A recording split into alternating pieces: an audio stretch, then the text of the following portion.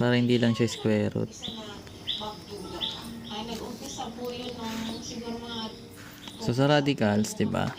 Meron tayong radical sign, kasi ano po, meron tayong number sa loob, kasi ako makaiba sa meron tayong letter N or yung kunyari po yung cellphone kunyari square root siya, mga ganun. pwedeng So sabi ko pala, nagdududa itong symbol natin is radical sign. Tapos, etong A, anong tawag natin dito sa A? Sa number sa loob ng radical? Baka may idea na. Wala. Walang idea.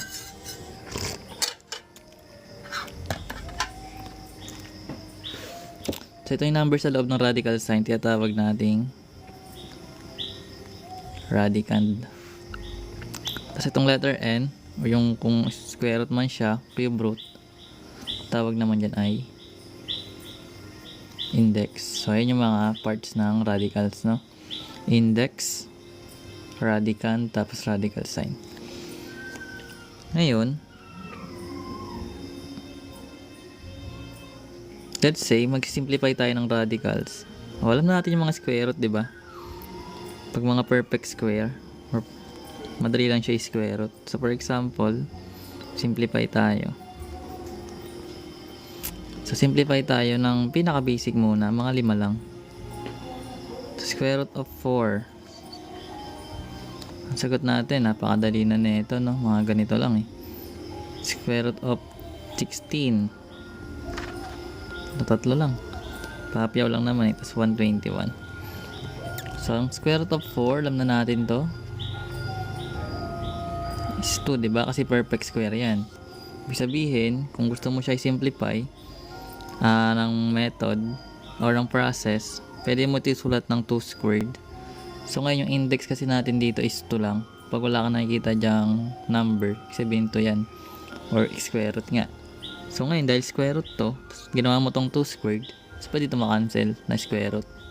Kaya ang final answer mo dun is 2. Ngayon, nag-send si George. Thank you, George. So, ngayon, kung meron tayong square root of 16, pwede mo kunin yung mga prime numbers. Katulad ng tinuro ko dati. So, pwede mo naman siya, kasi perfect square naman to eh. Ibig sabihin, pwede mo isulat as 4 squared, di ba? Then, square root mo yun. Then, makakancel naman yung squared. Which means, yung sagot natin sa square root of 16 is 4. So, sa 121, pwede mo ito isulat ng, kasi perfect square din siya. Pwede siyang 11. Square root 11 squared is 121. So, pwede din makancel. So, magiging 11 yung sagot natin. So, pwedeng ganyan. So, pwede naman yung ginawa natin last time or yung technique natin na kukunin mo yung mga prime numbers nila. Tapos, tsaka mo siya hahanapin yung mga pair kung square root. Kapag cube root naman, kailangan ng 3 part ng pairs. 3 pairs? 3 bang pairs? Triad na. So, basta ganyan lang naman. Pero kung kunyari, hindi siya perfect square, ganito sabi natin. Let's say, meron tayong 27. Tapos, cube root siya. Square root of 27. So, ito kasi hindi perfect square. So, kailangan mo siyang hanapan ng may perfect square kung pwede masimplify. So, sa part kasi nito, pwede ito masimplify eh. Wherein, itong square root of 27 natin, pwede natin itong kunin yung mga prime factors niya, which is 9 times 3. Then, pwede ka na dito mag-stop kasi yung 9 is perfect square na. Pero kung gusto mo, diretso mo pa rin siya para sa mga prime numbers. So, which means, pag kinuha natin yung mga prime numbers or prime factors ni 27, pwede natin siya isulat as square root of 3 times 3 times 3. Wherein, dahil yung index natin is 2 lang, sabihin, kailangan lang natin doon ng pair kasi dalawa lang yung index natin, di ba? So, pag nakuha mo yung pair na magkaparehas, pwede mo na ilabas as 1 lang na 3. Then, copy mo yung natira sa loob. So, ito na yung magiging simplified form ng square root of 27. So, pwedeng ganyan yung gawin mo kahit dito. Basta square root, dalawa lang na pair. Pag kulang, sa loob pa rin. So, another example. Let's say meron tayong number 5. So, kunyari, square root of, ano ba?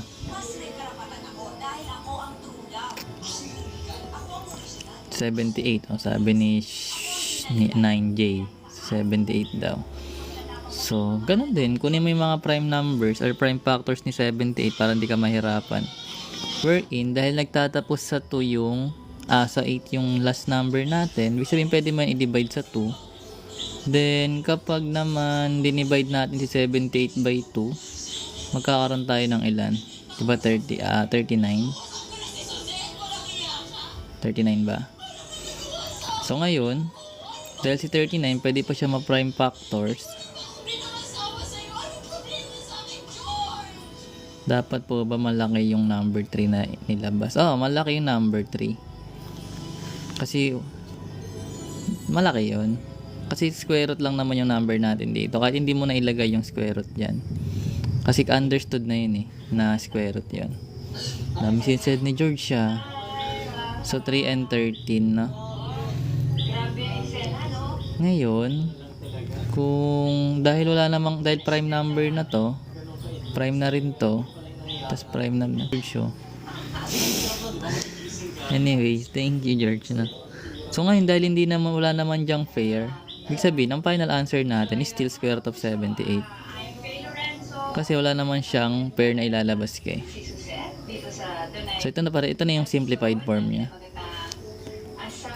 Ano pa? Dali, may space pa tayo dito. Puro muna tayo ganito bago tayo mag So, kunyari cube root naman. Kasi dalawang kailangan mo Kunyari cube root naman. For example, meron tayong cube root of 81. So, dahil cube root dito, ibig sabihin, kailangan mo ng tatlong magkakaparehas.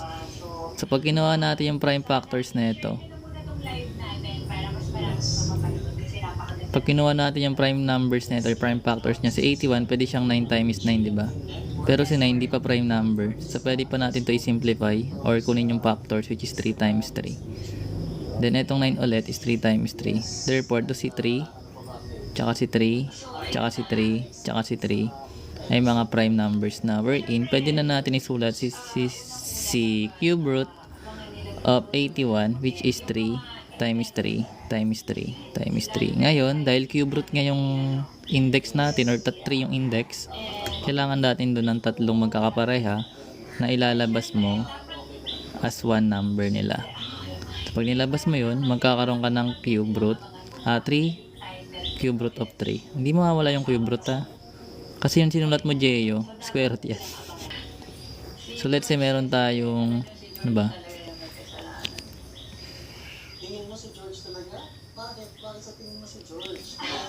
32 for example. Square root of 32. So yung 32, pwede natin siya i-simplify. Kunin lang natin mga prime numbers nila or prime factors. So pwede itong 2 times 16. So pwede ka dito mag-stop kasi may perfect square ka na. Pero kung puro prime factors muna yung kukunin mo, pwede naman. So pwede itong 2 times 8. Ito 2 times 4. Ito naman ay 2 times 2. So, ito yung mga prime factors mo or prime numbers ng 32.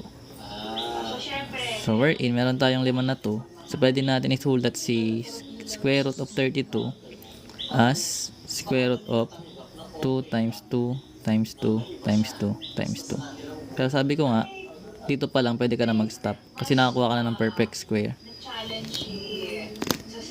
So, wherein, dahil kailangan lang natin ng dalawang pair, kapag may nakita ka dyang pair, lalabas mo yon. Pag nilabas natin yon, magkakaroon ka doon ng 2. Tapos may pair ka na ulit. Labas mo ulit yung pair na yan. Pag nilabas mo yon, times mo dito sa labas.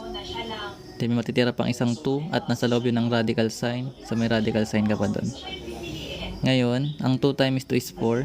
Square root of 2. Ibig sabihin, yung final answer natin or simplified form ni square root of 32 is 4 square root of 2. Pero 136, ang 36 kasi is perfect square which is 6 times 6. So, pwede mo na isulat yan. Pwede ka na dyan mag-stop. So, magkakaroon ka ng square root of 6 times 6. So, dahil dalawa yon, square root lang yan. Kung square root man, so magkakaroon ka ng 6 as final answer.